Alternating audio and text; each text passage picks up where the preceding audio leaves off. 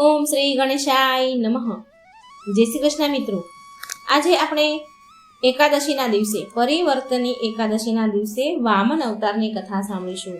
આ પરિવર્તની એકાદશીનું બીજું નામ વામન એકાદશી પણ છે અને જળજીલણી એકાદશી પણ કહેવાય છે. વામન અવતાર ભગવાન વિષ્ણુના 10મા અવતારમાંથી 5મો અવતાર અને મનુષ્ય શરીરમાં પહેલો અવતાર છે, જેમાં ભગવાન વિષ્ણુએ બટુકના રૂપમાં ઇન્દ્રદેવની રક્ષા માટે ધરતી ઉપર અવતાર લીધો હતો. વામન અવતારની વાર્તા અસુરરાજ મહારાજ બલિથી શરૂ થાય છે. મહારાજ બલિ પ્રહલાદ અને વિરોચાના પુત્ર છે. રાજા બલિ એક મહાન શાસક હતા. તેમની પ્રજા તેમને ખૂબ જ પ્રેમ કરતી હતી. લોકો તેના રાજ્યમાં ખૂબ જ ખુશ અને સમૃદ્ધ હતા. પિતામહ પ્રહલાદ અને ગુરુ શુક્રાચાર્યએ તેમને વેદોનું જ્ઞાન આપ્યું હતું. સમુદ્ર મંથન દરમિયાન જ્યારે દેવોએ અમૃત લીધું હતું, ત્યારે ઇન્દ્રદેવે બલિને મારી નાખ્યો હતો. ત્યારે શુક્રાચાર્યએ બલિને ફરી તેમની સંજીવની વિદ્યાથી જીવંત કર્યા હતા. મહાબલિ એ ભગવાન બ્રહ્માજીને પ્રસન્ન કરવા માટે તેમની કઠોર તપસ્યા એમણે કરી હતી. પરિણામ સ્વરૂપ ભગવાન બ્રહ્માજીએ પ્રગટ થયા અને વરદાન માંગવા કહ્યું.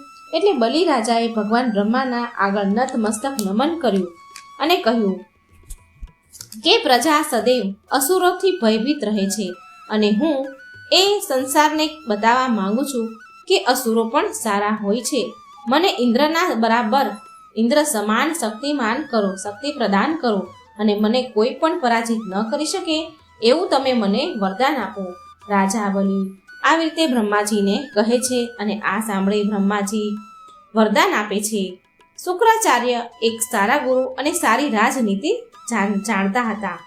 એ જ્ઞાની હતા અને શુક્રાચાર્યની મદદથી બલિ રાજાએ ત્રણેય લોક પર વિજય મેળવી લીધો. બલિએ ઇન્દ્રદેવના સ્વર્ગલોક પર આક્રમણ કર્યું. સ્વર્ગલોક પોતાનું કરી લીધું. એક દિવસ ગુરુ શુક્રાચાર્યએ બલિને બોલાવ્યા અને કહ્યું કે પુત્ર, તું ત્રણેય લોક પર વિજય મેળવી લીધો છે, માટે મેં તારા માટે સદાય માટે જો તારે ત્રણેય લોક પર રાજ કરવું હોય, ત્રણેય લોકનો સ્વામી બની રહેવા માંગે છે, તો તું 100 અશ્વમેઘ યજ્ઞ કર. અને તારા જેવા મહાન રાજાએ તો અશ્વમેઘ યજ્ઞ કરવો જ જોઈએ. 100 અશ્વમેઘ યજ્ઞ કરવાથી તું ત્રણેય લોકને જીતી લઈશ. હંમેશા માટે ત્રણેય લોકનો સ્વામી બનીને રહીશ. બલિ રાજાએ ગુરુ શુક્રાચાર્યની આજ્ઞા માની, વાત માની અને યજ્ઞની તૈયારીઓ શરૂ કરી દીધી. આ સમયે ઇન્દ્રદેવ ઉદાસ થઈ ગયા, કેમ કે રાજા બલિ માત્ર તેમને પરાજિત નતા કર્યા, પરંતુ તેમને એ પણ ભાન કરાવ્યું કે એ એક મહાન શાસક તરીકે તે રાજ કરી શકે છે. બલિ એક ઉદાર રાજા હતા. પ્રજા તેને બહુ પસંદ કરતી હતી. પ્રજા એના શાસકમાં ખૂબ ખુશ હતી, સુખી હતી. આ જો ઇન્દ્રદેવ બલિને ખાખ થઈ ગયા. ઇન્દ્રદેવને થયું કે જો બલિ રાજા આવી રીતે પ્રજાપાલક, પ્રજાના પ્રિય બનીને રહેશે તો બધા જ દેવતાઓ પણ બલિ બાજુ થઈ જશે. ઇન્દ્રદેવ દેવ માતા અદિતિ પાસે સહાયતા માંગવા માટે ગયા અને તેમને બધી જ વાત કરી. દેવ માતા અદિતિએ ભગવાન વિષ્ણુની આરાધના કરી અને ભગવાન વિષ્ણુ પ્રગટ થયા. હવે દેવ માતાએ ભગવાન વિષ્ણુ પાસે વરદાન માંગ્યું કે તમે મારા પુત્રના રૂપમાં ધરતી પર અવતરો, જન્મ લઈને બલિનો વિનાશ કરો. ભગવાન વિષ્ણુ કહે છે, બલિ તો બહુ ઉદાર રાજા છે, તો પછી તમે એને કેમ મારવા માંગો છો? પછી તમે કેમ એનો વિનાશ કરવા માંગો છો? ત્યારે અદિતિ માતા કહે છે, ઉત્તર આપે છે કે મને ખબર છે કે રાજા બલિ બહુ સજ્જન છે, પણ તે મારા પુત્ર ઇન્દ્રદેવનું સિંહાસન સદાય માટે છીનવી લેશે અને એક માતા તરીકે મારી ફરજ છે, હું મારા પુત્ર માટે ભલું ઈચ્છું છું. ભગવાન વિષ્ણુએ શાંતત્વ દેતા કહ્યું માતા અદિતિને કે તે પુત્રના રૂપમાં જરૂર અવતાર લેશે. આમ વચન આપી શ્રી હરિ અંતર્ધ્યાન થઈ ગયા. થોડા સમય બાદ માતા અદિતિએ ઋષિ કશ્યપને ત્યાં એક સુંદર બટુક બાળકનો જન્મ આપ્યો. તે બહુ જ ચતુર અને ઘરમાં બધાને બહુ પ્રિય હતા. એ વખતના સમયે જ્યારે બાળક 5 વર્ષના થતા હતા, એટલે તેને પવિત્ર જનોઈ સંસ્કાર કરવામાં આવતા હતા અને પછી શિક્ષા પ્રાપ્ત કરી ગુરુકુળમાં મૂકવામાં આવતા હતા. હવે આવી રીતે વામનદેવને પણ કર્યું. વામનદેવને પણ જનોઈ સંસ્કાર કરી ગુરુકુળમાં મોકલવામાં આવ્યા. આ સમય દરમિયાન રાજા બલિએ 99 અશ્વમેઘ યજ્ઞ પૂરા કરી લીધા હતા અને 100મો યજ્ઞ પૂરો કરીને દેવોને મુગટ પહેરવાના હતા. 100 યજ્ઞ પૂરા કરીને તે ત્રણેય લોકના રાજા બની જવા માંગતા હતા અને ત્રણેય લોક પર રાજ કરવા માંગતા હતા.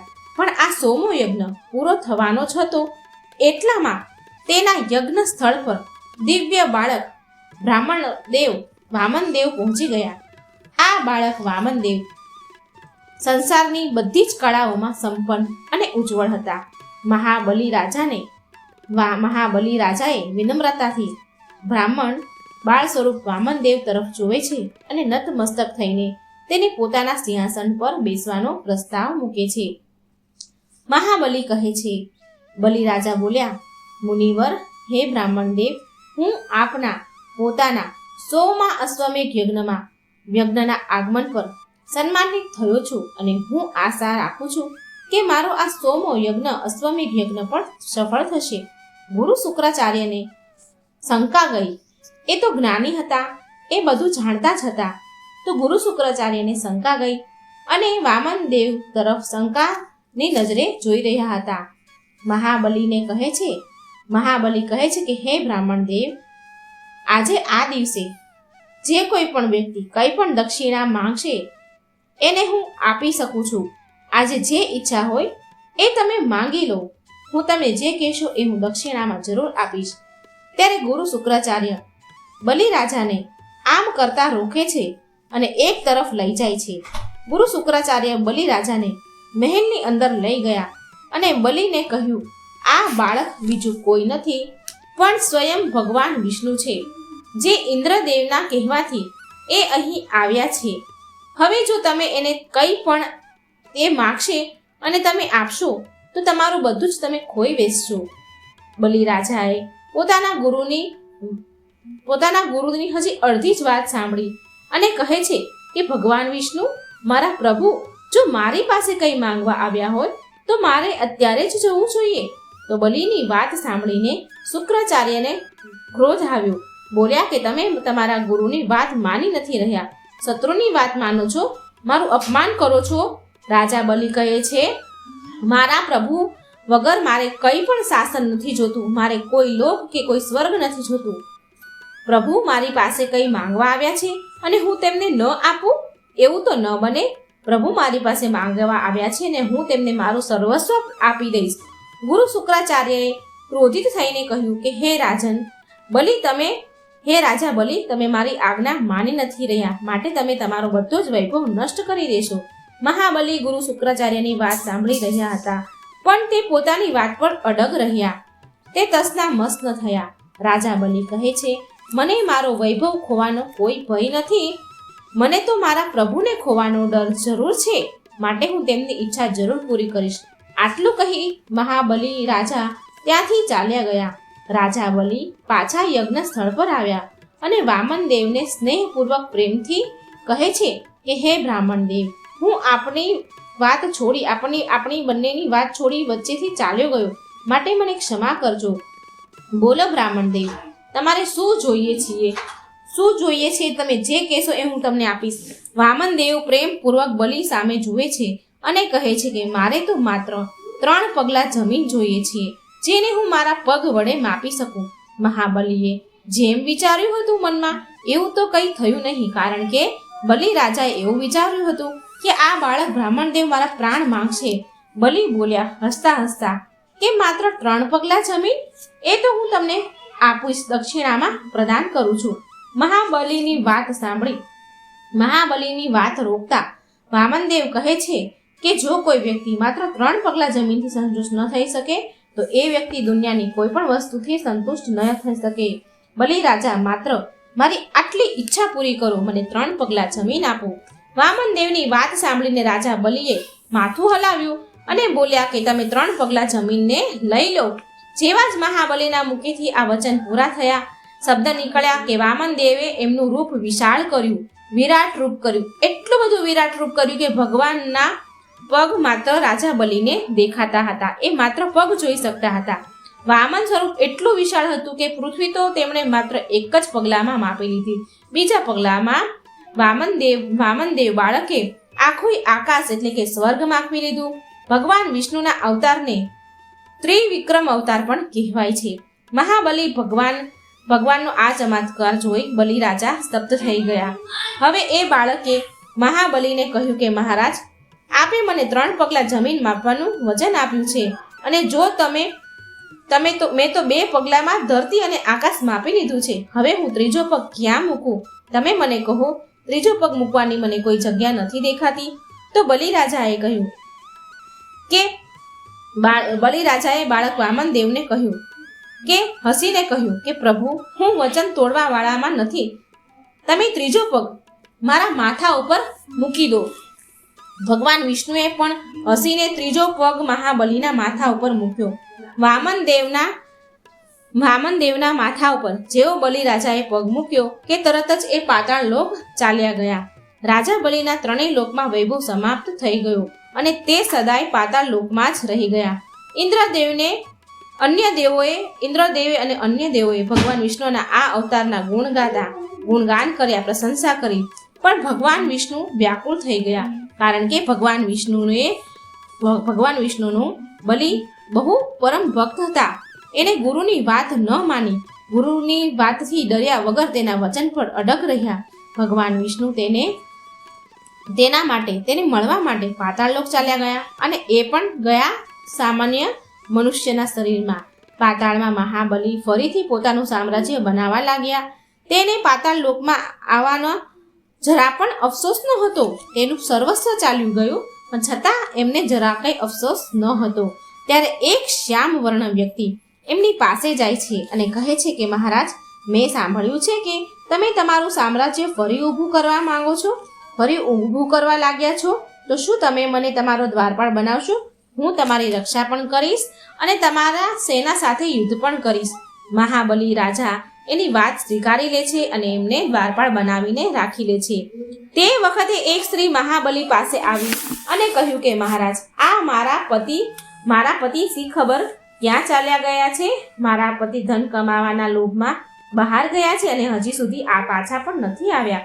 મને તેમના વગર એકલું લાગે છે અને મારી રક્ષા કરનાર પણ કોઈ નથી. અને મેં સાંભળ્યું છે કે મહાબલીના રાજ્યમાં બધાને સંતાનની જેમ સુખ મળે છે. કૃપા કરીને મારી સહાયતા કરો. બલિ રાજા બોલ્યા, દેવી, તમે મારી બહેન સમાન છો. તમારી ઈચ્છા હોય ત્યાં સુધી તમે મહેલમાં રહી શકો છો. બહુ જલ્દી પાતાળ લોક એક સમૃદ્ધ સ્થાન બની ગયું અને લોકો બહુ જ ખુશીથી રહેવા લાગ્યા. એક દિવસ બલિ રાજાએ પેલી સ્ત્રીને પ્રાર્થના કરતા જોઈ અને પૂછ્યું કે તમે કોની આરાધના કરો છો? તો તે સ્ત્રીએ કહ્યું, પાછું વળીને જોઈને કહે છે કે હું તમારી જ પ્રાર્થના કરું છું. તમે મારા ભાઈ છો અને હું તમારી જ પ્રાર્થના કરી રહી છું. મહાબલીએ પૂછ્યું કે બહેન, તમારે જે જોઈએ એ તમે માંગી લો, હું તમને આપીશ. તો તે સ્ત્રી બોલી કે મને મારા પતિ જોઈએ છે અને એ તમે જ આપી શકો છો તેમ છો? મહાબલી કહે છે, મહાબલી વ્યાકુળ થાય છે થોડી વાર તો, અને પૂછ્યું કે તમારા પતિ હું કેવી રીતે આપી શકું? તો એ સ્ત્રી કહે છે કે આજે એ સ્ત્રી બોલી દ્વારપાળ તરફ ઇશારો કરે છે અને કહે છે કે આ જ મારા પતિ છે. મહાબલીએ આંખો પટપટાવીને જોયું તો ત્યાં સુધીમાં તો બંને અદૃશ્ય હતા અને એ સ્થાન પર ભગવાન વિષ્ણુ અને માતા લક્ષ્મી ઊભા હતા. મહાબલી તો સ્તંભ થઈ ગયા જોઈને કે ભગવાન વિષ્ણુ અને દ્વારપાળ બન્યા અને ભાગ્યની દેવી, ધનની દેવી લક્ષ્મી સાથે હતા. ભગવાન વિષ્ણુ બોલ્યા કે તારી ભક્તિ મને અહીં સુધી લઈ આવી બલિ. મહાબલી પ્રભુના ચરણોમાં પડી ગયો. ભગવાન વિષ્ણુએ કહ્યું કે બલિ, ઇન્દ્રના શાસન પછી તમે જ પછીના ઇન્દ્ર હશો. આ મારું વચન છે અને આવી રીતે સારા રાજા બન્યા રહો. મહાબલીએ માતા લક્ષ્મીને કહ્યું, માં, મને ક્ષમા કરી દો. મારા કારણે તમે તમારા પતિ દેવથી દૂર રહ્યા છો. હવે તમે લઈ જઈ શકો છો. માતા લક્ષ્મીએ બલિનો આભાર વ્યક્ત કર્યો અને બોલ્યા કે હવે ફરીથી બલિ રાજા, તમારે ત્યાં મારા પતિ શ્રી હરિને ન રાખશો, સદાય એને અહીં ન રાખશો, અને શ્રી હરિ તો સદાય તેના ભક્તોના પ્રેમથી બંધાયેલા રહે છે. મારા ભાઈ, તમે સદાય સમૃદ્ધ રહો. આટલું કહીને મા લક્ષ્મી અને શ્રીહરિ અંતર્ધ્યાન થઈ ગયા અને વૈકુંઠ ચાલ્યા ગયા. મહાબલી અને લક્ષ્મીજીના આ બંધનને એક રક્ષાબંધનનો ઉત્સવ પણ કહેવાય છે. રક્ષાબંધનનો તહેવાર પણ મનાવવામાં આવે છે આ કારણથી. અને આ કારણથી જો કોઈ મોટું દાન કરે છે તો આપણે એને બલિદાન કહીએ છીએ. તો બલિદાન પાછળની આ બલિરાજાની પણ કથા છે. જય વામનદેવ, જય શ્રી હરિવિષ્ણુ. મિત્રો, આ વામનદેવની વાર્તા જો તમને સારી લાગી હોય તો વિડીયોને લાઈક કરજો, શેર કરજો અને આ ચેનલને સબસ્ક્રાઈબ પણ જરૂર કરી દેજો. હવે આપણે સાંભળીશું ભગવાન વિષ્ણુ અને માતા લક્ષ્મીની કથા, જે એકાદશીના દિવસે સાંભળવાનો ખૂબ જ મહિમા છે. માતા એકાદશીની કૃપા રહેશે અને મા લક્ષ્મી અને શ્રી હરિની પણ, વિષ્ણુ ભગવાનની પણ અહીં કૃપા રહેશે આ વાર્તા સાંભળવાથી. એકવાર જ્યારે માતા લક્ષ્મીના ભગવાન વિષ્ણુ સાથે વિવાહ થવાના હતા તો માતા લક્ષ્મીએ એમના વિવાહ પહેલા ભગવાન વિષ્ણુને કહ્યું કે મારી મોટી બહેનના લગ્ન ન થાય, મારી મોટી બહેનના લગ્ન થયા વિના નાની બહેનના વિવાહ શાસ્ત્ર અનુસાર ઠીક નથી. તો ભગવાન શ્રી હરિએ ઋષિને સમજાવ્યા અને માતા લક્ષ્મીની બહેન જ્યેષ્ઠા સાથે વિવાહ કરવા મનાવી લીધા. કાર્તિક માસની દ્વાદશી તિથિએ પિતા સમુદ્રએ દરિદ્રતા દેવીનું કન્યાદાન કર્યું. વિવાહ પછી દુસહ ઋષિ દરિદ્રતાને લઈને તેના આશ્રમમાં આવ્યા તો એના આશ્રમમાં વેદ મંત્ર ઉચ્ચારણ ચાલી રહ્યા હતા. ત્યારથી જ જ્યેષ્ઠા બંને કાન બંધ કરીને ભાગવા લાગી. આ જોઈ દુસહ મુનિ ચિંતામાં પડી ગયા, કારણ કે એ સમયે બધી જ જગ્યાએ ધર્મની ચર્ચાઓ અને પુણ્યના કામ, યજ્ઞ, હોમ, હવન થતા. બધી જ જગ્યાએ વેદ મંત્ર અને ગુણ ગવાતા હતા ભગવાનમાં. તો આ બધું દરિદ્રના કાનમાં પડતું, દરિદ્રતાને આ બધું સંભળાતું, એટલે એ બધું ભાગે. તો એ દરિદ્રતા આ બધું સાંભળીને ભાગતા ભાગતા થાકી ગઈ. ત્યારે દરિદ્રતાએ મુનિ તેમના પતિને કહ્યું, દુસા મુનિને કહ્યું કે જ્યાં વેદ ધ્વનિ, અતિથિ સત્કાર, યજ્ઞ, દાન વગેરે થાય ત્યાં મારો નિવાસ ન થઈ શકે. માટે તમે મને કોઈ એવા સ્થાન પર લઈ જાઓ જ્યાં આ કાર્યથી વિરુદ્ધ કાર્ય થતા હોય છે. દુસા મુનિ દરિદ્રતાને નિર્જન વનમાં લઈ ગયા. દુસા મુનિને માર્કંડેય ઋષિ મળ્યા એક દિવસ. તો દુસા મુનિએ માર્કંડેય ઋષિને પૂછ્યું કે મારી પત્ની સાથે હું ક્યાં રહું અને ક્યાં ન રહું. દરિદ્રતાનો પ્રવેશ કરવાનું સ્થાન માર્કંડેય ઋષિએ સારી રીતે બતાવ્યું. જેને ત્યાં શિવલિંગની પૂજા ન થતી હોય, જ્યાં જપ તપ વગેરે ન થતા હોય, રુદ્ર ભક્તિની નિંદા થતી હોય, ત્યાં તમે નિર્ભય થઈને ઘૂસી જજો. જ્યાં પરસ્પર પતિ પત્ની ઝઘડો કરતા હોય અને રાત્રિના સમયે લોકો ઝઘડો કરતા હોય, જે લોકો બાળકોને ન આપીને સ્વયં ભોજન ખાઈ જતા હોય, જે સ્નાન નથી કરતા, દાંત મોં સાફ નથી કરતા, ગંદા મેલા કપડાં પહેરે છે, સંધ્યાકાળે સૂવે છે અને ખાય છે, જુગાર રમતા હોય છે, બ્રાહ્મણના ધનનું હરણ કરતા હોય છે, પારકી સ્ત્રી સાથે સંબંધ રાખતા હોય છે, હાથ પગ ન ધોતા હોય, એ ઘરમાં તમે બંને જઈ શકો છો. આગળ માર્કંડેય ઋષિ કહે છે કે દરિદ્રતાથી બચવા માટે ઘરમાં ન લગાવો આવા વૃક્ષો. કાંટાવાળા, દૂધવાળા, પલાશ અને બિંદના વૃક્ષ હોય, સેમ લતાઓ હોય, અપરાજિતાના ફૂલ હોય, ઝાડ હોય, એ ઘરમાં તમારે રહેવા યોગ્ય છે. જે ઘરમાં જટામાસી, અજમોદા, કેળા, તાડ, તમાલ, આંબલી, કદમ, વડ, ખેરનું ઝાડ, પીપળો, ગુલ્લર તથા કટહલનું ઝાડ હોય ત્યાં તમે દરિદ્રતા સાથે રહી શકો છો. જે ઘરમાં બગીચામાં કાગડાનો નિવાસ હોય તેને ત્યાં તમે પત્ની સહિત નિવાસ કરો. જે ઘરમાં પ્રેત રૂપા કાળી મૂર્તિ હોય કે ભૈરવ મૂર્તિ હોય ત્યાં તમે પત્ની સહિત નિવાસ કરો. દરિદ્રતાના પ્રવેશ ન કરવાના સ્થાન. માર્કંડેય ઋષિએ દુસા મુનિને કહ્યા કે હે દુસા ઋષિ, જ્યાં નારાયણ અને રુદ્રની ભક્તિ હોય, ભસ્મ લગાવવાવાળા લોકો હોય, ભગવાન કીર્તન થાય, ઘરમાં ભગવાનની મૂર્તિ કે ગાય હોય, એ ઘરમાં તમે લોકો પ્રવેશ ન કરતા. જે લોકો ઘરમાં નિત્ય વેદ અભ્યાસમાં સંલગ્ન હોય, નિત્ય કર્મમાં તત્પર હોય તથા વસુદેવની પૂજામાં રત હોય, એને તમે દૂરથી જ ત્યાગી દેજો, તેની પાસે ન જશો. આમ કહી માર્કંડેય ઋષિ ત્યાંથી ચાલ્યા ગયા. પછી દુસા મુનિએ તેની પત્ની દરિદ્રતાને એક પીપળાના મૂળમાં બેસાડીને કહ્યું, હું તારા માટે રસાતાળમાં જગ્યા જોઈ આવું છું, ઉપયુક્ત આવાસની શોધ કરીને આવું છું. દરિદ્રતાએ કહ્યું, ત્યાં સુધી હું શું ખાઈશ? તો મુનિ બોલ્યા કે તને પ્રવેશના સ્થાન ખબર છે ને, ત્યાં જઈને ખાઈ લેજે. પણ જે સ્ત્રી તારી પુષ્પ અને ધૂપથી પૂજા કરતી હોય ત્યાં તે ઘરમાં ન ઘૂસતી. આમ કહીને મુનિ રસાતાળમાં ચાલ્યા ગયા. પણ બહુ શોધ્યા બાદ પણ તેમને કોઈ સ્થાન ન મળ્યું. કેટલાય દિવસો સુધી પીપળાના મૂળમાં દરિદ્રતા દેવી બેઠા રહ્યા. દરિદ્રતા ભૂખ તરસથી વ્યાકુળ થઈને દરિદ્રતા રડવા લાગી અને એના પોકારથી, એના રુદનથી સંપૂર્ણ બ્રહ્માંડમાં હાહાકાર મચી ગયો. તેના રડવાના અવાજને એની નાની બહેન લક્ષ્મીજીને સંભળાયો તો તે ભગવાન વિષ્ણુ સાથે એને મળવા આવ્યા. દરિદ્રતાએ ભગવાન વિષ્ણુને કહ્યું કે મારા પતિ રસાતાળમાં ચાલ્યા ગયા છે. હું અનાથ થઈ ગઈ છું. મારી જીવિકાનો પ્રબંધ કરો પ્રભુ. ભગવાન વિષ્ણુ બોલ્યા, હે દરિદ્રતા, જે માતા પાર્વતી, શિવજી અને મારા ભક્તોની નિંદા કરે છે, શિવજીની નિંદા કરે છે, મારી પૂજા કરે છે, તેના ધન પર તારો અધિકાર છે. તું સદા પીપળાના વૃક્ષના મૂળમાં નિવાસ કર.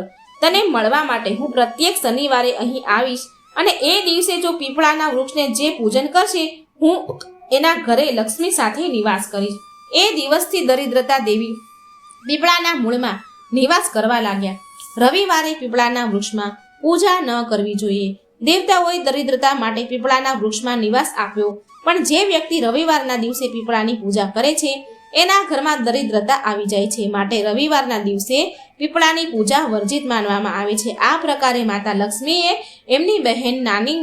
એમની બહેન મોટી બહેનને પીપળામાં નિવાસ સ્થાન અપાવીને તેમના પતિ સાથે વૈકુંઠ ચાલ્યા ગયા. પ્રેમથી બોલો જય શ્રી હરિ, જય મા લક્ષ્મી, ઓમ નમઃ શિવાય.